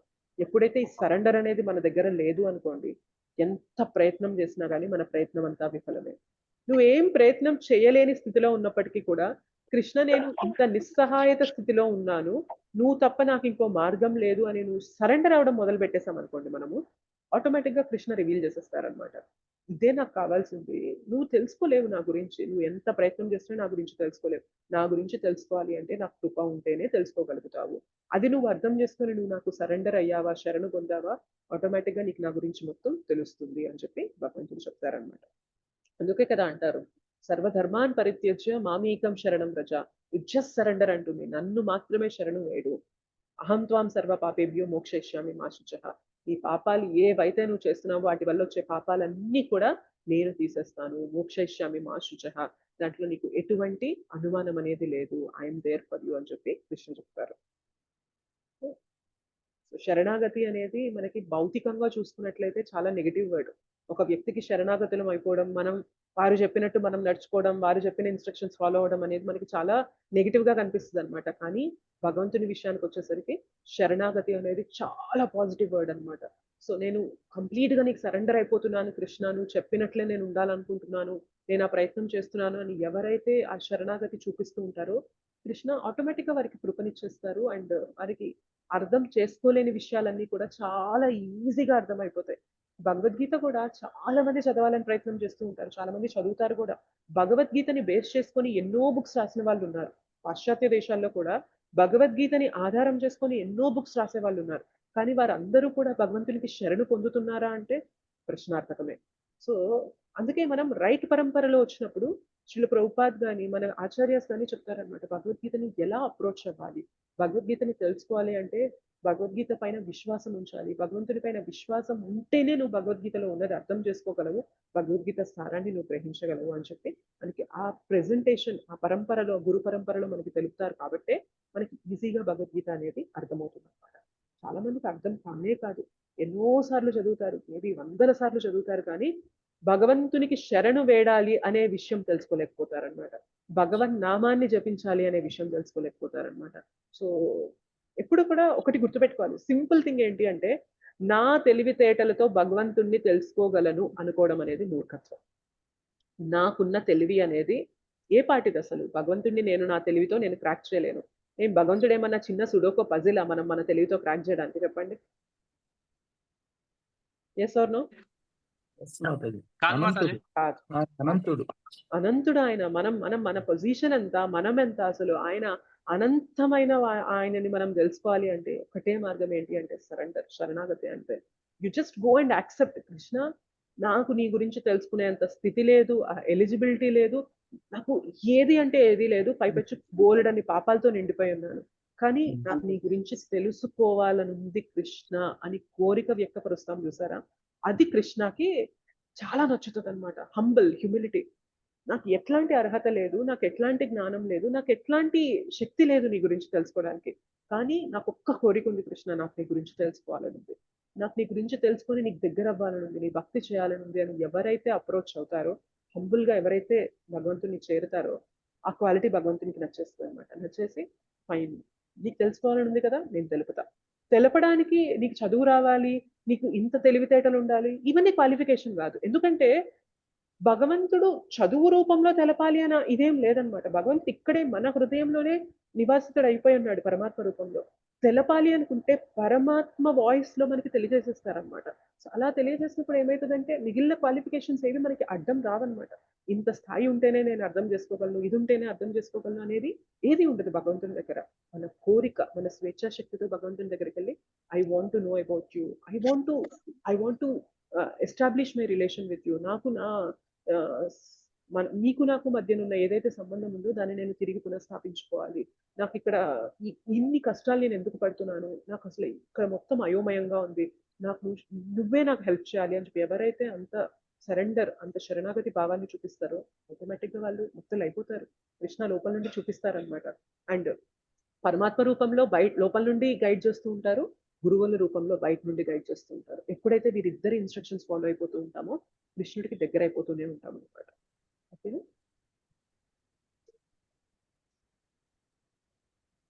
ఇంకేమంటున్నారు? కనుక పరతత్వమును అవగాహన చేసుకున్నట్టుగా యత్నించి వారు చేయు మానసిక కల్పనలు సాధారణ జీవుడు మరియు శ్రీకృష్ణుడు ఏకమే, సమానమేనను అభిప్రాయములకు వారిని చేర్చును. సో మానసిక కల్పనలు అనమాట. సో గురువు సాధు శాస్త్ర చెప్పింది ఫాలో అవ్వకుండా మన మనస్సులో ఏదైతే అనిపిస్తుందో దాన్ని పట్టుకొని ఎవరైతే ముందుకెళ్తూ ఉంటారో వారు ఏ భ్రమలో ఉంటారు అంటే భగవంతుడు ఒకరే, నేను ఒకరే. సో భగవంతుడు మేబీ కొన్ని శక్తులు ఉంటాయేమో, సాధారణ జీవుడు మరియు కృష్ణుడు ఇద్దరు కూడా ఏకమే, సమానమే అని చెప్పి అభిప్రాయానికి వచ్చేస్తూ ఉంటారనమాట. అట్టి మిథ్యాభావనలో మానవుని ప్రస్తుత దేహము భౌతిక ప్రకృతిచే కప్పబడి ఉన్నది. అటువంటి భావనని చూపిస్తున్నాం కాబట్టి మనం ఇవాళ ఈ మాయ ప్రభావంలో ఇంత కూరుకుపోతున్నాం అనమాట. ఎప్పుడైతే అర్థం చేసుకుంటామో భగవంతుడు అనంతుడు, ఆయన్ని నేను నా శక్తితో నేను అర్థం చేసుకోలేను, కృప ఉంటేనే నేను అర్థం చేసుకోగలను, ఆయన దయ లేకుండా నేను అర్థం చేసుకోలేను అని ఎప్పుడైతే ప్రయత్నం చేస్తూ ఉంటామో మెల్లిమెల్లిగా భౌతిక ప్రకృతి యొక్క ప్రభావం నుండి బయటకు వచ్చేస్తూ ఉంటాం అన్నమాట. అర్థమైపోతుంది ఆయన అనంతుడు, మనము ఎటువంటి స్థితి లేని వారము, మనము ఆయన కృపతోనే బ్రతుకుతున్నామని అర్థం చేసుకొని మన వ్యవహారం అలా ఉంటుందో మెల్లిగా ఈ భౌతిక ప్రకృతి యొక్క ప్రభావం అనేది మన పైన పోతూ ఉంటుందన్నమాట. అతడు ఈ భౌతిక దేహం నుండి విముక్తుడైనంతనే అతనికి మరియు భగవానుడికి నడుమ భేదము ఉండదని వారు భావింతురు.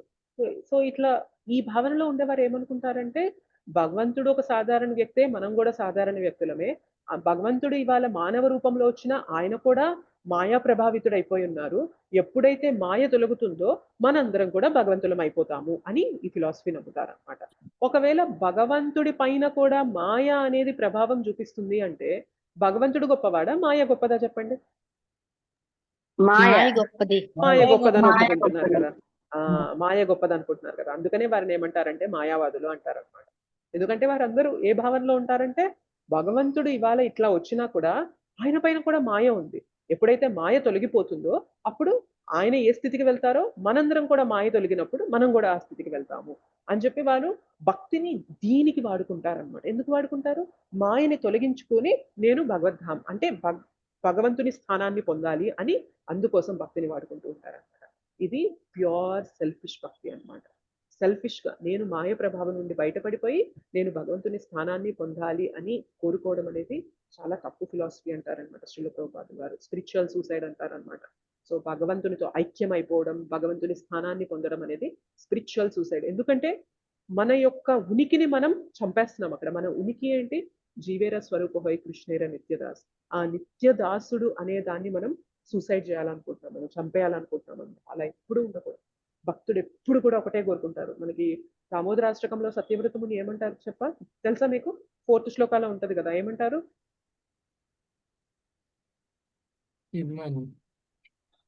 మోక్షం మోక్షావధిం అంటారు కదా 4th శ్లోకాలో. నాకు మోక్షం అనే కోరిక వద్దు. మోక్ష అవధి అంటే ఏంటి అంటే మనం స్వర్గలోకాలకు వెళ్ళి సుఖభోగాలు అనుభవించాలి. ఇటువంటి కోరిక నాకు వద్దు. నాకు ఇటువంటి ఏవి కోరికలు వద్దు Krishna. Just want your pure devotional service. నాకు నీ భక్తియుక్త సేవ కావాలి.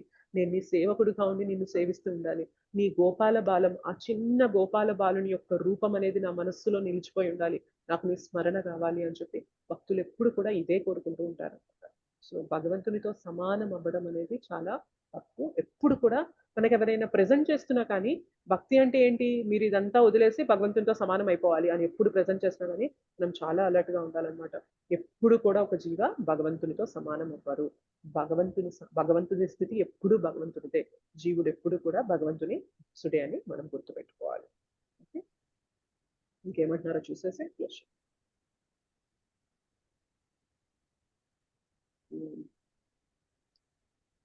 ఓకే.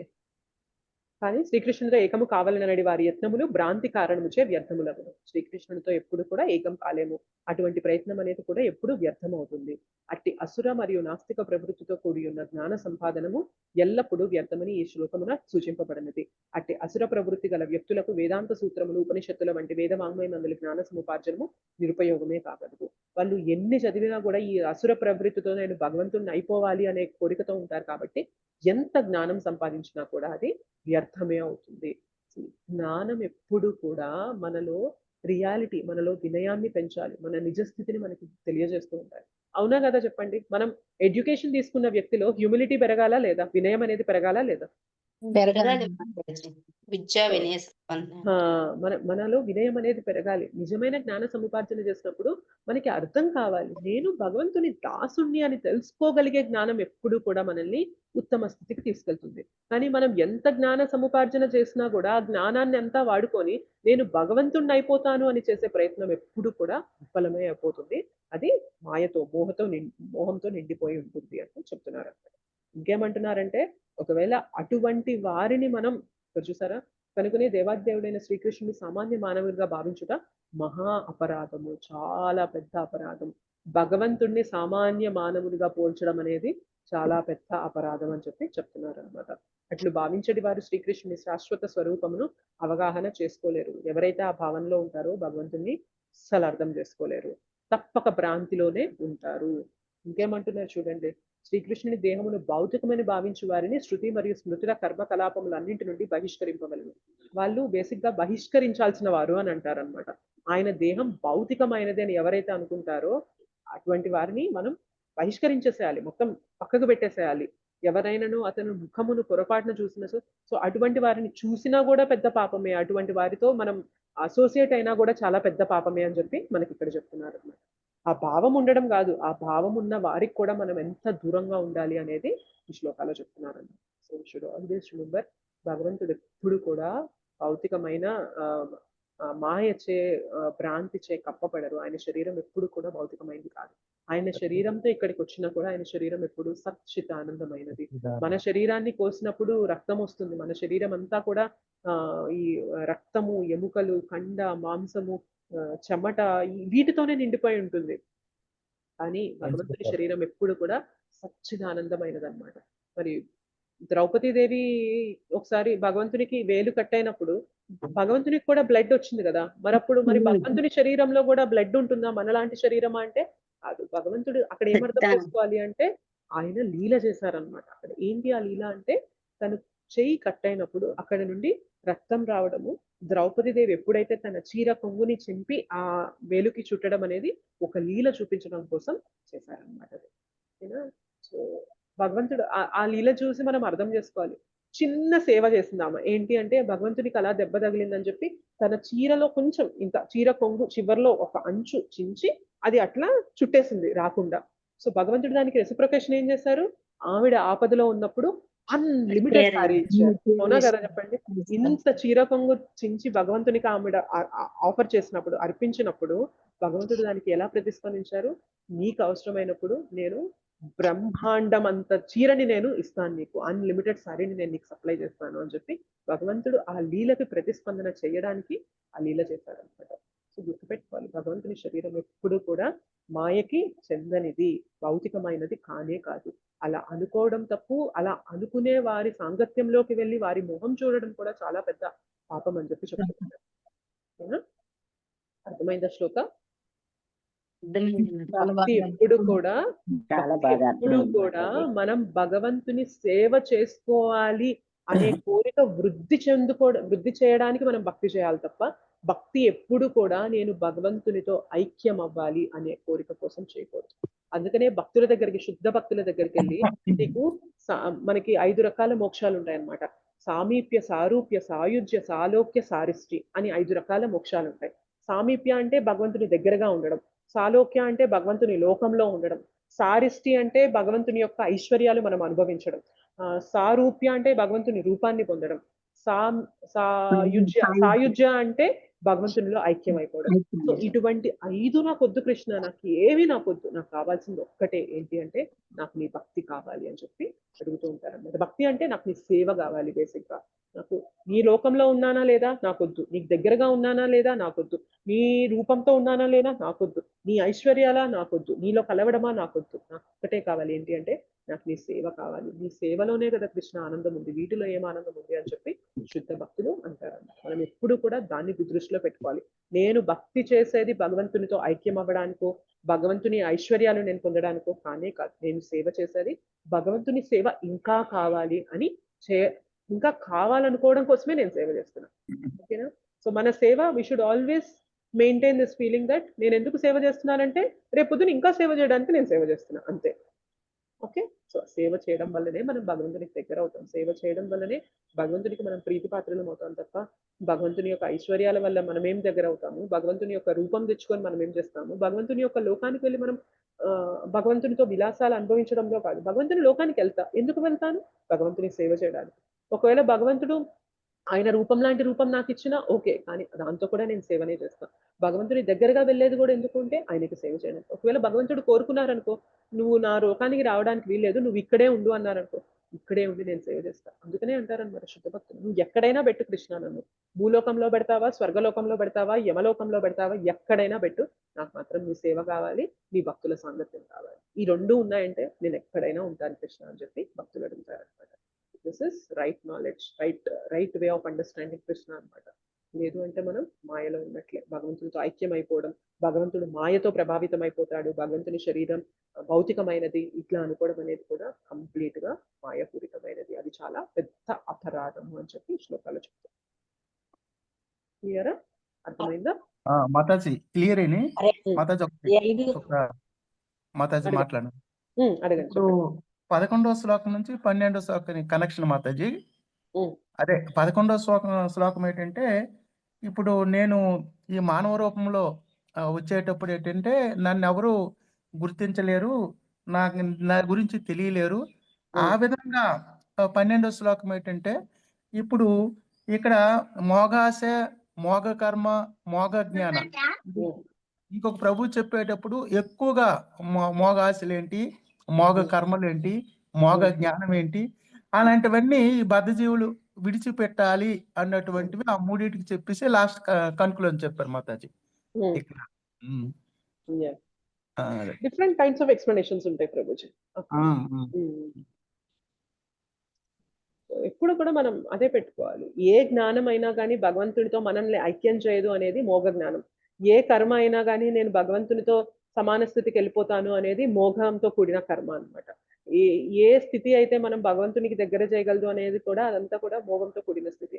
సో ఎప్పుడు కూడా మనం దానికి కావాలి, దాని వెనక వెంపర్లాడకూడదు. అదేంటి అంటే అసుర స్వభావము అండ్ మన అది రాక్షస ప్రవృత్తితో కూడిన వారు చేసే పని అన్నమాట. భక్తులు ఎప్పుడు కూడా నాకు ఎప్పుడు నీ స్థితి కావాలని చెప్తారు, నాకు ఎప్పుడు నీ సేవనే కావాలి, నా జ్ఞానం మనం కూడా జ్ఞాన సముపార్జన చేస్తాం. మనం జ్ఞాన సముపార్జన ఎందుకు చేస్తాం? ఇంకా ఏ విధంగా భగవంతునికి దగ్గర అవ్వాలి, ఇంకా ఏ విధంగా భగవంతునికి సేవ చేయాలి అనే ఇంటెన్షన్తో జ్ఞానం తెచ్చుకునే ప్రయత్నం అనేది చాలా కరెక్ట్ పద్ధతి. కానీ జ్ఞాన సముపార్జన చేస్తున్నప్పుడు నేను ఏ విధంగా భగవంతుడిని అయిపోతాను అనే ఇంటెన్షన్ ఉందనుకోండి, ఆ జ్ఞానం కూడా మోగంతో, అది కూడా ఒక భ్రాంతితో చెందిన జ్ఞానం అయిపోతుంది అనమాట. ఓకేనా? Always we should always remember, ఏ ప్రయత్నం అయినా కానీ భగవంతుని సేవకునిగా ఉండాలి అని చేసే ప్రయత్నం ఎప్పుడు కూడా రైట్ మార్గంలో ఉన్నట్లు. నేను భగవంతుణ్ణి అయిపోతాను అని చేసే ప్రతిదీ కూడా కర్మ కానీ జ్ఞాన కానీ ఎటువంటి ఇది అయినా కానీ భగవంతునితో నేను ఐక్యమైపోతాను అని చేసేది ఎప్పుడు కూడా మోహంతో, మాయతో, భ్రమతో కూడుకున్నది అని చెప్పి గుర్తుపెట్టుకోవాలి. Okay Mataji. Okay, thank you. Hare Krishna Mataji, ఒక చిన్న డౌట్ మాతాజీ. కొంతమంది భక్తులు భగవంతునిలో ఐక్యమైపోయారు అని చెప్పి కొన్ని అది అదేంటి మరి ఈ సతీ సక్కుబాయి ఉంది, ఆమె గొప్ప కృష్ణ భక్తురాలు. ఆమె లాస్ట్ స్టేజ్ లో ఆమె భగవంతునిలో ఐక్యం అయిపోయింది అని చెప్పి అంటారు కదా మాతాజీ. అది దాని గురించి చిన్న డౌట్ మాతాజీ.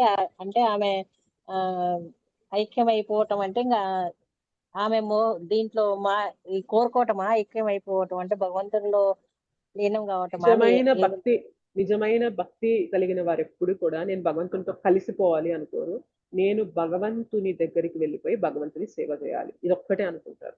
సో ఇది ఏ డివోటీ చెప్పినా, ఎవరైతే శుద్ధ భక్తి మార్గంలో ఉంటారో, భగవంతునికి చక్కటి సాకార స్వరూపం ఉంది, అటువంటి భగవంతుడిని నేను వెళ్ళి ఆరాధించాలి అనుకునే వారు ఎప్పుడు కూడా భగవంతునితో ఐక్యమైపోయి ఏం చేస్తాం మనం?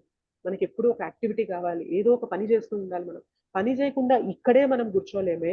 మనం మరి భగవద్ధామానికి వెళ్ళిపోయి సచ్చిదానంద శరీరాన్ని పొంది మనం భగవంతునితో ఐక్యమైపోయి ఏం చేయకుండా ఎలా ఉండగలుగుతాం? అందుకే చాలా మంది అట్లా నేను బ్రహ్మజ్యోతిలో కలిసిపోతాను అనుకున్న వ్యక్తులు బ్రహ్మజ్యోతిలో వెళ్ళి ఉంటారు, కొన్ని రోజులు ఏం చేయకుండా అలా ఉంటారు. ఉండి ఉండి ఉండి ఉండి ఎన్నో వేల సంవత్సరాలు ఉండి వాళ్ళకి ఏం చేయాలో తెలియక మళ్ళీ ఇక్కడికి వచ్చి సేవను మొదలుపెట్టారు. సేవను మొదలుపెట్టి భగవద్భక్తి మార్గంలోకి వచ్చి భగవంతుని సేవ చేయాలని తెలుసుకొని భగవద్ధామానికి వెళ్ళిపోయి అక్కడ కూడా సేవ చేస్తారు అనమాట. సో ఐక్యమైపోయి మనం పొందేది ఏదీ లేదు. ఐక్యమైపోయి మనం ఉండలేము కూడా, మన నేచరే అది కాదు. ఓకేనా? సో మనం ఎప్పుడు కూడా ఏదో ఒక యాక్టివిటీ, ఏదో ఒక పని చేయాలి అనే ఇది మనకు ఉంటుందన్నమాట, తపన ఉంటుందన్నమాట. అది సోల్ యొక్క నేచర్ అన్నమాట, యాక్టివిటీ అనేది. సో అది మనం భగవంతుని కోసం చేయడమే భగవంతుని సేవ అనమాట. ఎక్కడికి వెళ్ళినా మనకి అది చెయ్యాలి అని ఎప్పుడూ ఉంటుందన్నమాట. అలా చేయకుండా మనం ఉండలేం కాబట్టి అలా ఐక్యమైపోయాము అనుకునేవారు మళ్ళీ తిరిగి ఇక్కడికి వస్తారు. ఐక్యమైపోయినప్పుడు మళ్ళీ వచ్చారు అంటే ఐక్యం అయినట్ట కానట్టే కదా. సో టెంపరీగా ఎల్లలా ఉంటున్నారు.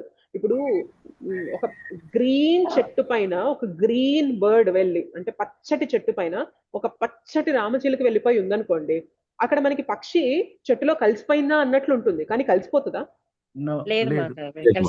చెట్టు చెట్టుగానే ఉంటుంది, పక్షి పక్షిగానే ఉంటుంది.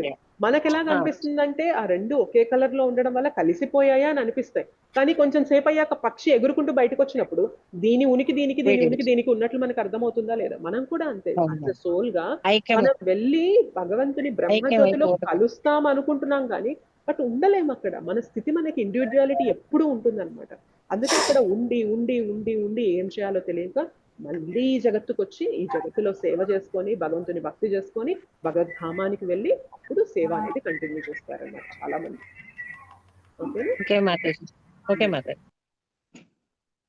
ఏమైనా క్వశ్చన్స్ ఉన్నాయా? ఇది తత్వం అన్నమాట. ఇవాళ మనం డిస్కస్ చేసుకున్నది తత్వంతో కూడింది. ఇది మనం గుర్తుపెట్టుకోవాలి. ఎప్పుడైనా ఎక్కడ మీరు ఎవరితో మాట్లాడుతున్నా కానీ భగవంతునికి రూపం లేదు అన్నప్పుడు ఓకే, మీరు వారితో ఆర్గ్యూ చేయకపోయినా పర్లేదు, మీరు మాత్రం నమ్మకూడదు. భగవంతునికి రూపం లేకపోవడం ఏంటి? భగవంతుడు సచ్చిదానంద స్వరూపుడు, భగవంతునికి చక్కటి రూపం ఉంది. ఆయనకి మనలాంటి భౌతిక దేహం లేదు కానీ ఆయనకి ఆధ్యాత్మిక దేహంతో కూడిన రూపం, చాలా చక్కటి రూపం ఉన్నది ఆయనకి అని మనం గుర్తుపెట్టుకోవాలి.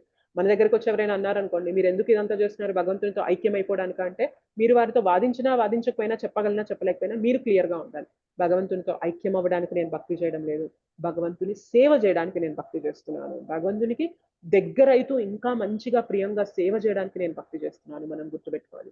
భగవంతుడు కూడా ఏముంది, మనలాంటి వ్యక్తే కదా, మాయ కింద వచ్చేస్తారు కదా అంటే మనం గుర్తుపెట్టుకోవాలి, భగవంతుడు ఎప్పుడు కూడా మాయలో పడరు.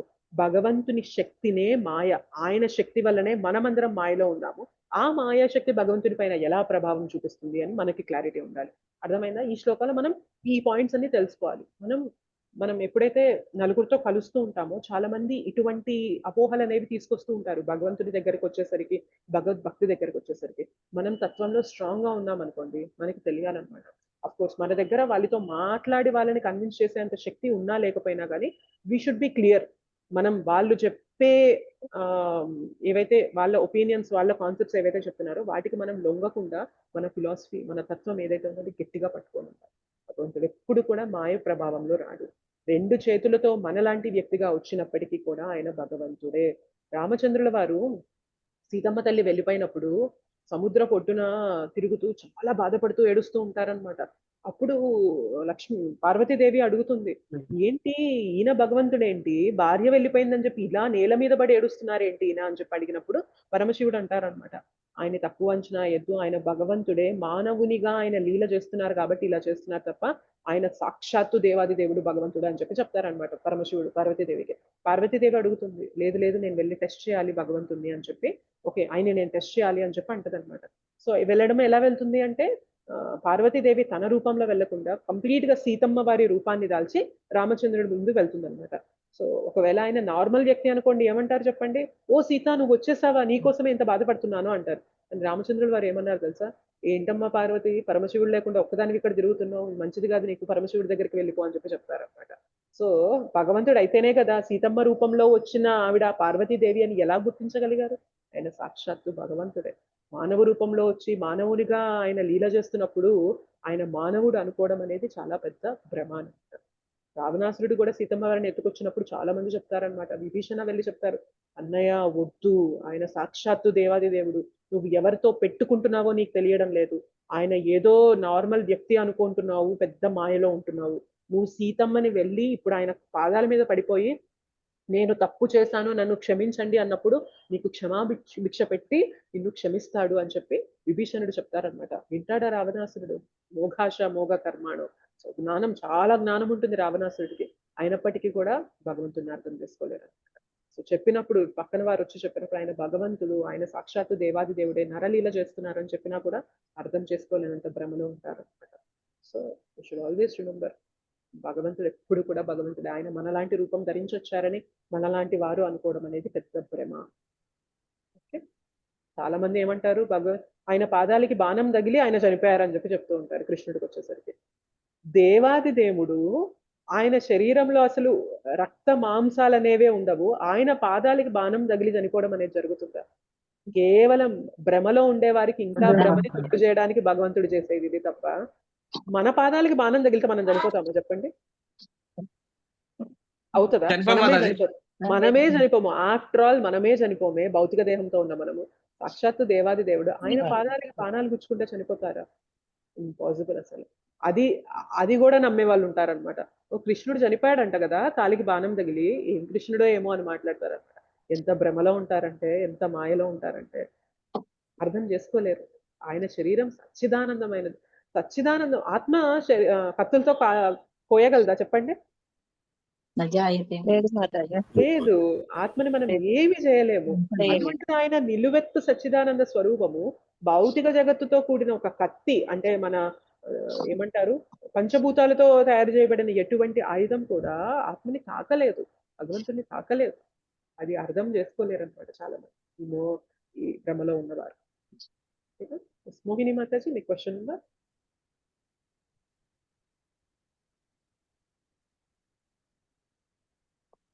మోహిని మాతాజీ.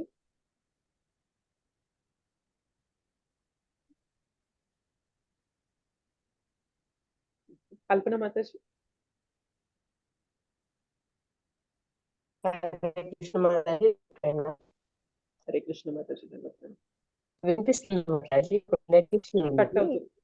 కట్ అవుతుంది మాతాజీ మీ వాయిస్ కట్ అవుతుంది.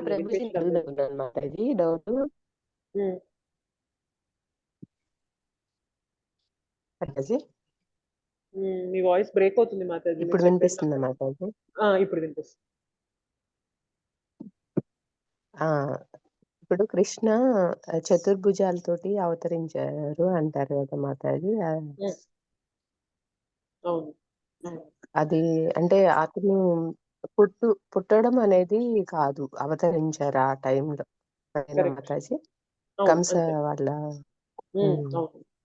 అంటే మొన్నసారి వేదం క్లాస్ లో జాయిన్ అయినప్పుడు అంటే ఇప్పుడైతే డ్రాప్ అయ్యాను. ఆవిడ ఏమన్నారంటే భగవంతుడు అంటే పుట్టుక ఉండదు, చావు ఉండదు, మీరు ఎలా భగవంతుడు అంటారు అంటే నేను అదే చెప్పాను. ఆయన చతుర్భుజాలతోటి అవతరించారు, పుట్టలేదు ఆ రోజు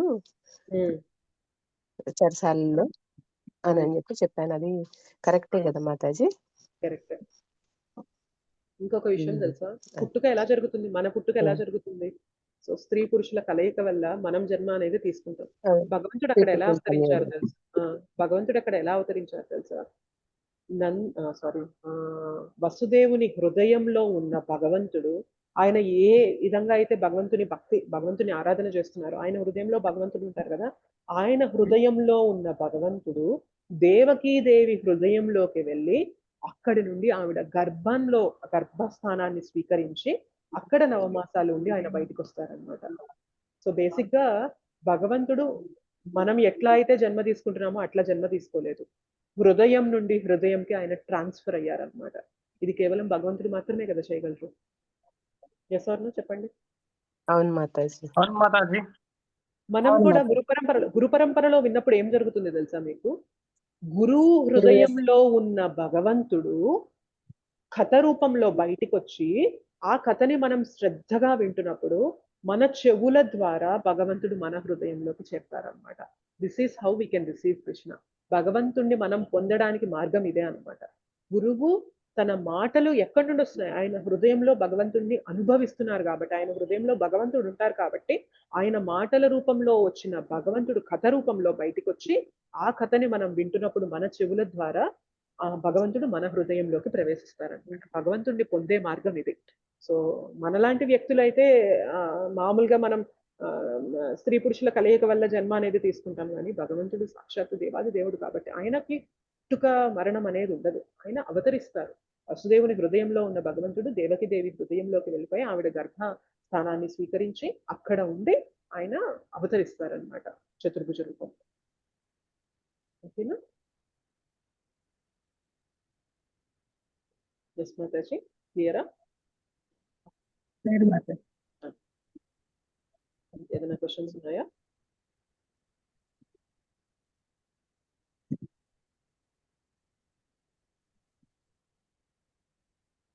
ఏం క్వశ్చన్స్ లేదంటే మాతాజీ దండాత్ ప్రణామ్. చాలా రోజులకు వింటున్నా మాతాజీ క్లాస్. లాస్ట్ వీక్ వచ్చాను కదా మాతాజీ. నేను జాయిన్ కాలేదు మాతాజీ. Okay okay.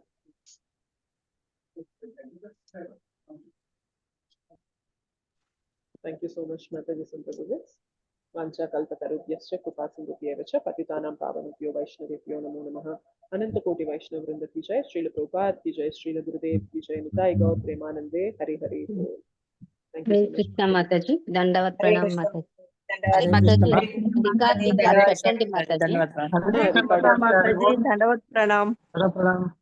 హరే కృష్ణ మాతాజీ, దండవత్ ప్రణాం. హరే కృష్ణ మాతాజీ. హరే కృష్ణ మాతాజీ, దండాత్ ప్రణాం. హరే కృష్ణ దండవత్ ప్రణాం. దండవత్ ప్రణాం. హరే కృష్ణ. హరే కృష్ణ మాతాజీ, దండ ప్రణాం. దండవత్ ప్రణాం. హరే కృష్ణ మాతాజీ, దండవత్ ప్రణాం.